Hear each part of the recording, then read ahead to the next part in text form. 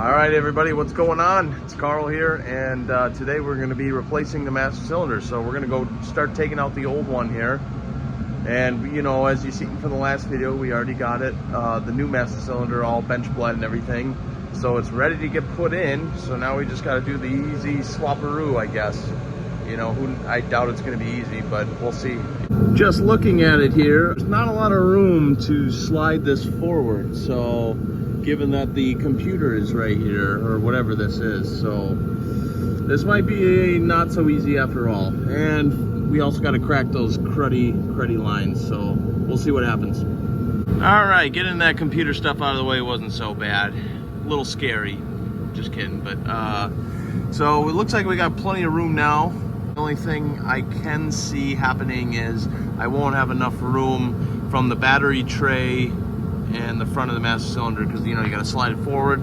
But it looks like it's going to work for now, so we'll just hold off. But we'll start to get these lines out. Or actually, you know what, I'm going to drain the reservoir so there's not a lot of fluid that's going to be going everywhere, and then we'll start cracking these lines and go from there.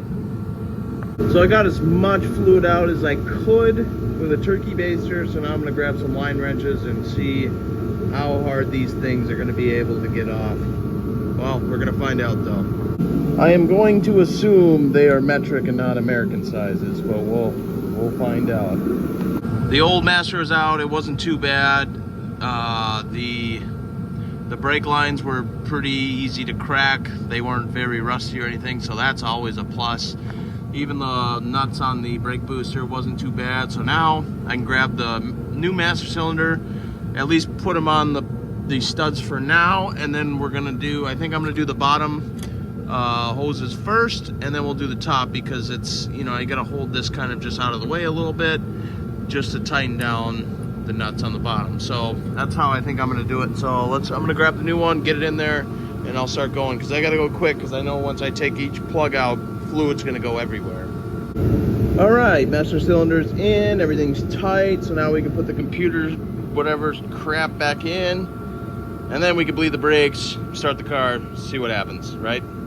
All right, so this is not how I wanted this video to go. I wanted to bleed the brakes and, you know, have the car be done. Well, I spent several hours and lots of brake fluid bleeding the brakes, and either there's some air trap somewhere that I just can't get out, or I am not doing something right. But honestly, I'm at my wit's end with the Saturn right now, and what I'm gonna do is, I got a good friend that's a mechanic. I'm gonna bring it to his shop, and maybe he can bleed the brakes and get everything back to normal. I mean, I have tried several times, you know, with power bleeders, with hand vacuum bleeders, you know, just doing it gravity bleeding, or just doing it by the pedal, and I still cannot get the brakes to feel nice and firm at the top. Instead, the pedal goes almost to the floor, and that's when the brakes engage. And I don't know, I'm guessing there's air somewhere, and I just don't have the tools or the tricks or the know-how to do it.